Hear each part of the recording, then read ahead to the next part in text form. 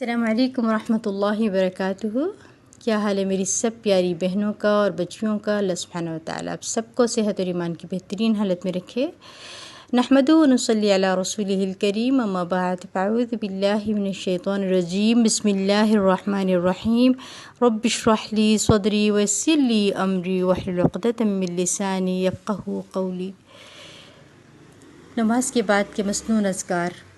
حضرت ابن عباس رضی اللہ عنہ سے روایت کرتے ہیں کہ رسول اللہ صلی اللہ علیہ وسلم کی نماز کا تمام ہونا تکبیر اللہ اکبر کی آواز سے پہچان لیتا تھا، یعنی نبی صلی اللہ علیہ وسلم فرض نماز کا سلام پھیر کر اونچی آواز سے اللہ اکبر کہتے تھے۔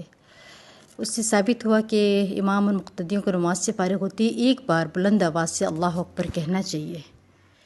اور آپ دیکھیں کہ اللہ اکبر سے نماز شروع ہو رہی ہے اور اللہ اکبر پر ہی اختتام ہے۔ سلام پھیرتے ہی سب سے پہلے کیا؟ اللہ اکبر۔ صرف نماز میں اللہ اکبر نہیں، بلکہ اللہ اکبر ہمارے ہر معاملات میں اللہ اکبر، ہمارے نفس سے، ہمارے رسم و رواج سے، ہمارے ہر معاملے میں اللہ اکبر ہے۔ اللہ ہی سب سے بڑا ہے۔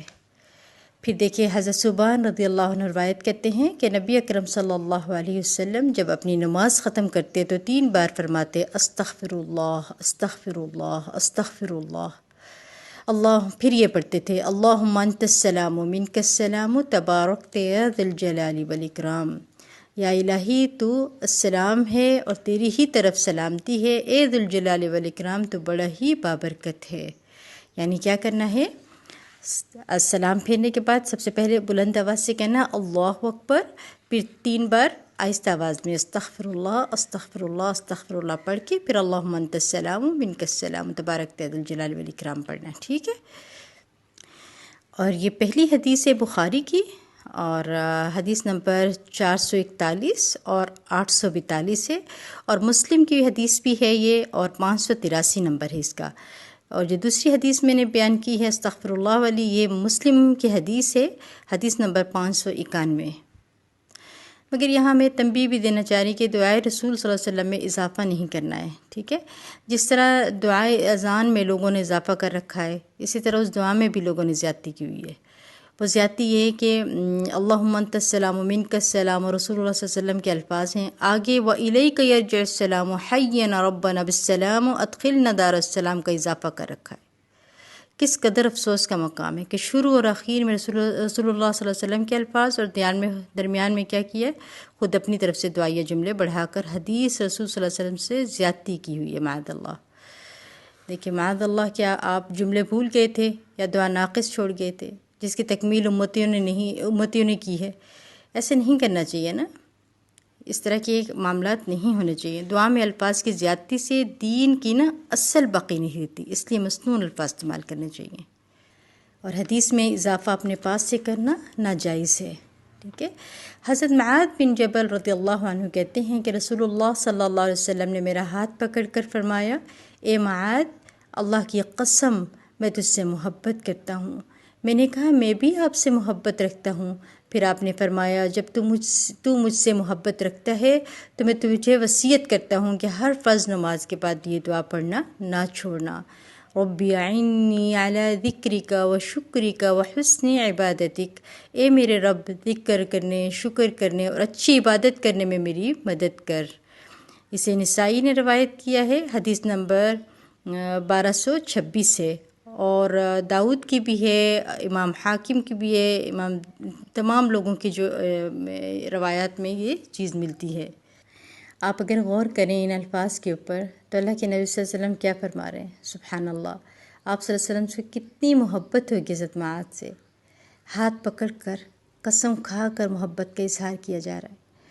اگر ہمیں بھی آپ صلی اللہ علیہ وسلم سے سچی محبت ہے تو ہمیں چاہیے کہ اس دعا کو کبھی نہیں چھوڑنا، کیونکہ آپ صلی اللہ علیہ وسلم حضرت معاذ سے تاکید کی ہے کہ کبھی نہ چھوڑنا، ٹھیک ہے؟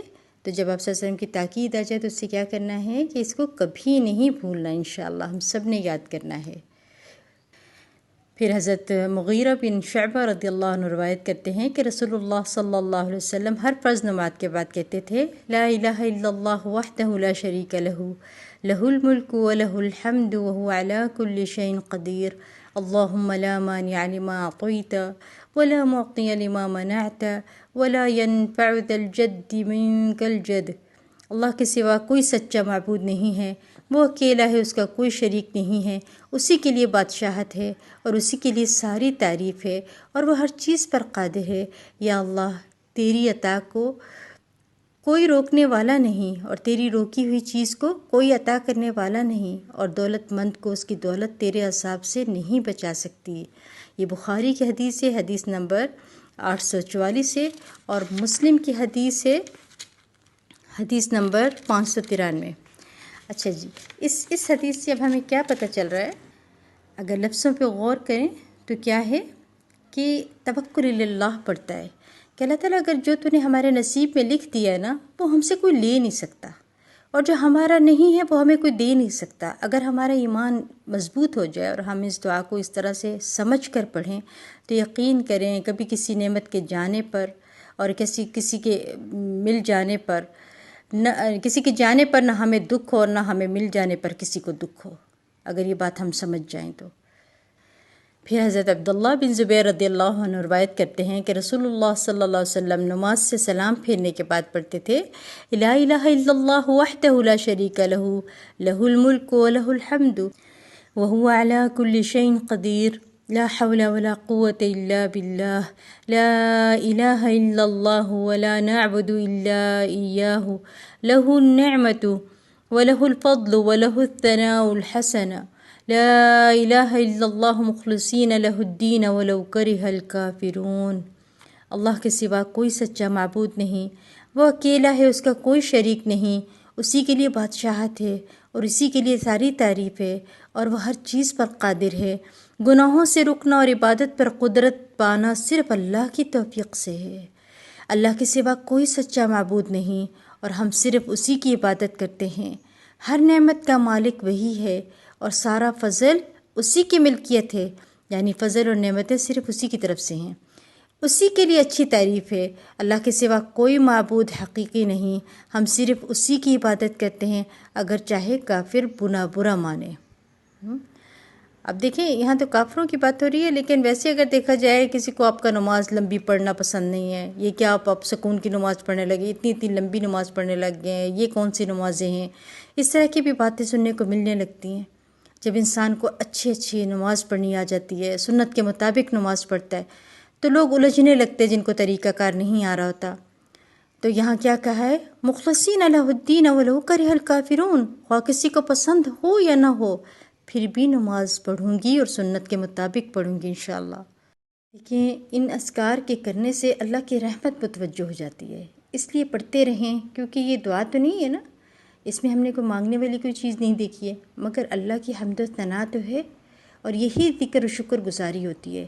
اگر آپ غور کریں تو اس میں کتنی خوبصورت تعریف کی گئی ہے اللہ سبحانہ تعالیٰ کی۔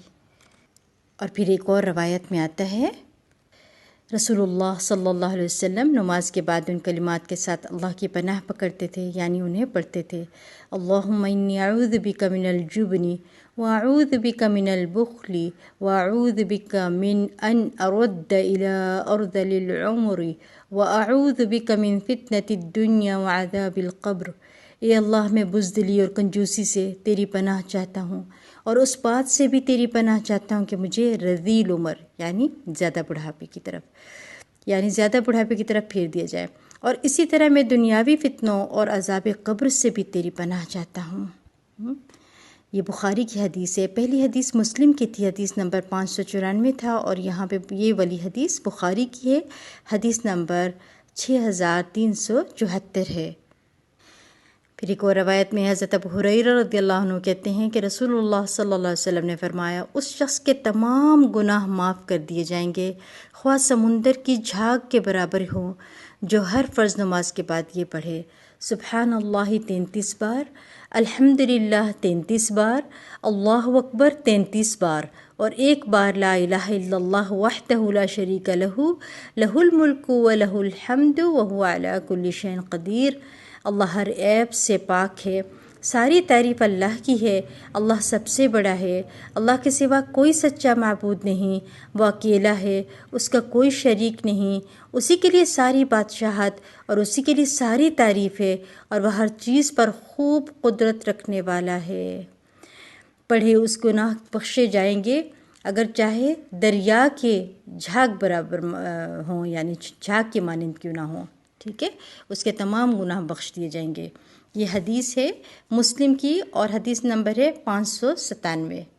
پھر ایک اور روایت میں تھوڑے سی تبدیلی کے ساتھ ہے۔ حضرت کعب بن عجرہ رضی اللہ عنہ روایت کرتے ہیں کہ رسول اللہ صلی اللہ علیہ وسلم نے فرمایا، جو شخص فرض نماز کے بعد سبحان اللہ 33 بار، والحمدللہ 33 بار اور اللہ اکبر 34 بار کہے گا، وہ نامراد نہیں ہوگا۔ ٹھیک ہے، دیکھیں دونوں کا طریقہ کار میں صرف تھوڑا سا فرق ہے، مگر اس کے اجر کے لحاظ سے بالکل الگ الگ ہے، اس کے فضائل جو ہیں۔ حضرت عقبہ بن عامر رضی اللہ عنہ روایت کرتے ہیں کہ رسول اللہ صلی اللہ علیہ وسلم نے مجھے حکم دیا کہ میں ہر فرض نماز کے بعد معوذات پڑھا کروں۔ معوذات اللہ کی پناہ میں دینے والی صورتیں ہیں۔ یہ ان صورتوں کو کہتے ہیں جن کے شروع میں قل اعوذ کا لفظ آئے، ٹھیک ہے، انہیں معوذتین بھی کہا جاتا ہے، یعنی قرآن پاک کی آخری 2 صورتیں۔ وہ کون سی ہیں؟ سورۃ الفلق اور سورۃ الناس۔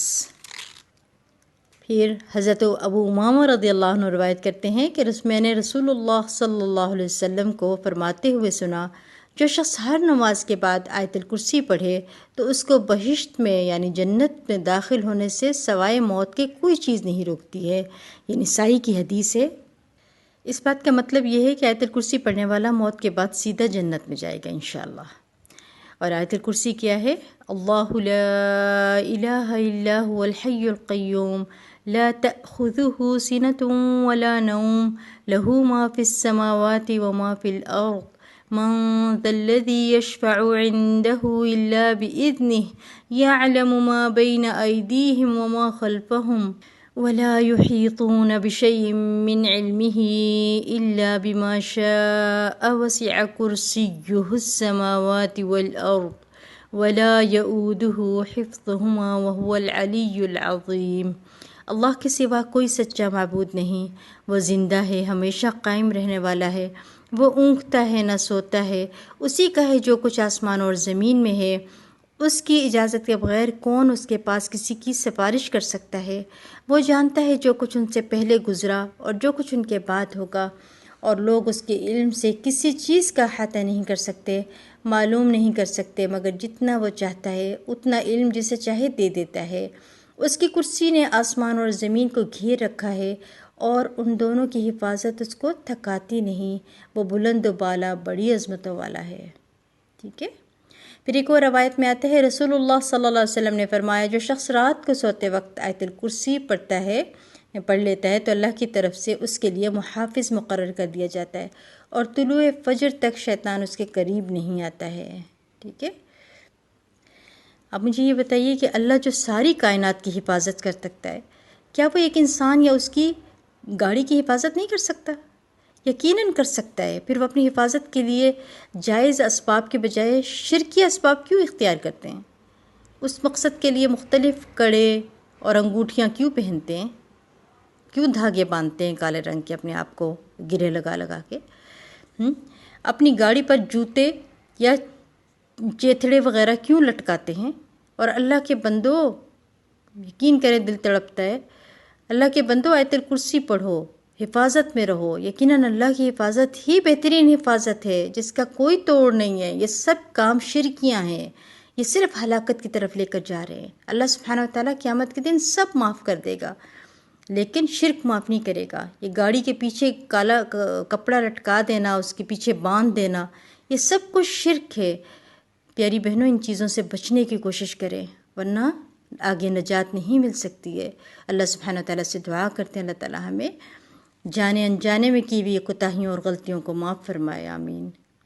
پھر ایک اور روایت میں آتا ہے اللہم اصلح لی دینی الذی جعلته لی عصمت واصلح لی دنیای الذی جعلت فیہا معاشی اللہم انی اعوذ برضاک من سخطک واعوذ بعفوک من نقمتک واعوذ بک منک لا مانع لما اعطیت ولا معطی لما منعت ولا راد لما قضیت ولا ينفع ذا الجد منک الجد۔ یا اللہ میرے لیے میرا وہ دین سنوار دے جس کو تو نے میری حفاظت کا سبب بنایا ہے، اور میری دنیا بھی سنوار دے جس میں تو نے میری روزی پیدا کی ہے۔ اے اللہ، میں تیری خوشنودی کے ساتھ تیرے غصہ سے اور تیری معافی کے ساتھ تیرے عذاب سے اور تیرے کرم کے ساتھ تیری سزا سے پناہ مانگتا ہوں۔ جو چیز تو عطا کرے اسے کوئی روکنے والا نہیں ہے، اور جو چیز تو روکے اسے کوئی عطا کرنے والا نہیں ہے۔ تیرے فیصلے کو کوئی ٹالنے والا نہیں، اور کسی دولت مند کو اس کی دولت تیرے عذاب سے نہیں بچا سکتی ہے۔ یہ نسائی کی حدیث ہے، حدیث نمبر 1345۔ ایک اور روایت میں آتا ہے، عن ابی سعید، حضرت ابو سعید خدری رضی اللہ عنہ کہتے ہیں کہ نبی اکرم صلی اللہ علیہ وسلم جب نماز سے سلام پھیرتے تو 3 مرتبہ یہ کلمات ارشاد فرماتے: سبحان ربک رب العزت عما یصفون وسلام علی المرسلین والحمد للہ رب العالمین۔ تیرا عزت والا رب ان تمام عیوب سے پاک ہے جو کافر بیان کرتے ہیں، سلامتی ہو رسولوں پر اور حمد کے لائق صرف اللہ رب العالمین کی ذات ہے۔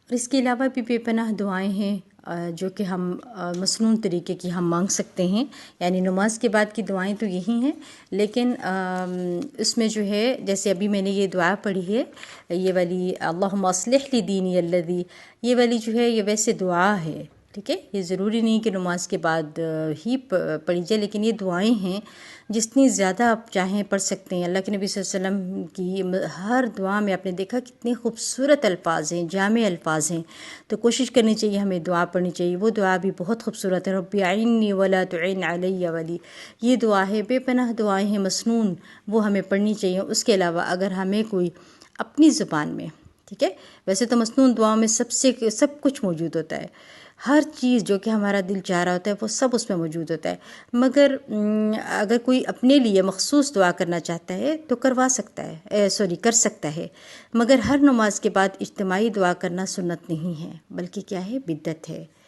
ٹھیک ہے۔ اجتماعی دعا کرنا اور نماز کے بعد سب بیٹھ جائیں دعا کرنے کے لیے، یہ طریقہ کار صحیح نہیں ہے۔ لہٰذا ہمیں کیا کرنا چاہیے تھے، عموماً انہی اذکار اور دعاؤں پر اکتفا کرنا چاہیے جن پر ہمارے پیاری نبی صلی اللہ علیہ وسلم اور ان کے صحابہ کرام رضی اللہ عنہ ہمیشہ اکتفا کرتے رہے، ٹھیک ہے۔ اللہ تعالی ہم سب کو توفیق دے، آمین۔ اور ایک اور بات بھی میں بتا دوں، یہ اجتماعی دعا کی جو میں نے بات کی اس کے بارے میں، کہ یاد رہے کہ امام کے سلام پھیرنے سے جماعت ختم ہو جاتی ہے، ٹھیک ہے، مگر نمازیوں کا اجتماع ختم نہیں ہوتا، بلکہ ہر نمازی اپنی اپنی جگہ پر بیٹھ کر عموماً ایک ہی قسم کے مسنون الفاظ پڑھ رہا ہوتا ہے نا۔ یہی نماز با جماعت کے بعد اجتماعی دعا کا مسنون تصور ہے، اور اسی پر ہمارے سلف صالحین کا عمل رہا ہے۔ لیکن یہ بات کہ امام اور مقتدی حضرات لازماً ہاتھ اٹھائیں اور مخصوص ایسی انداز میں مختصر سی یعنی جو ہے وہ رسمی دعا کرنا جو ہے یہ سنت سے ثابت نہیں ہے، ٹھیک ہے۔ اللہ سے دعا ہے اللہ تعالیٰ ہمیں سمجھ عطا کرے اور صحیح عمل کرنے کی توفیق عطا فرمائے۔ بارک اللہ فیکم، سبحانک اللہم و بحمدک، اشہد ان لا الہ الا انت، استغفرک و اتوب الیک۔ السلام علیکم ورحمۃ اللہ وبرکاتہ۔ اللہ اکبر، استغفر اللہ، استغفر اللہ، استغفر اللہ۔ اللہم انت السلام ومنک السلام، تبارکت یا ذا الجلال والاکرام۔ رب اعنی علی ذکرک وشکرک وحسن عبادتک۔ لا الہ الا اللہ وحدہ لا شریک لہ، لہ الملک ولہ الحمد وہو علی کل شیء قدیر۔ اللہم لا مانع لما اعطیت ولا معطی لما منعت ولا ينفع ذا الجد منك الجد۔ لا الہ الا اللہ وحدہ لا شریک لہ، له الملك وله الحمد وهو على كل شيء قدير. لا حول ولا قوة إلا بالله. لا إله إلا الله ولا نعبد إلا إياه. له النعمة وله الفضل وله الثناء الحسن. لا إله إلا الله مخلصين له الدين ولو كره الكافرون. الله لا إله إلا هو الحي القيوم لا تأخذه سنة ولا نوم له ما في السماوات وما في الأرض. من ذا الذي يشفع عنده إلا بإذنه. يعلم ما بين أيديهم وما خلفهم ولا يحيطون بشيء من علمه إلا بما شاء. وسع كرسيه السماوات والأرض ولا يؤوده حفظهما وهو العلي العظيم. بسم الله الرحمن الرحيم. قل هو الله أحد الله الصمد لم يلد ولم يولد ولم يكن له كفوا أحد. بسم الله الرحمن الرحيم. قل أعوذ برب الفلق من شر ما خلق ومن شر غاسق إذا وقب ومن شر النفاثات في العقد ومن شر حاسد إذا حسد. بسم الله الرحمن الرحيم. قل أعوذ برب الناس ملك الناس إله الناس من شر الوسواس الخناس الذي يوسوس في صدور الناس من الجنة والناس.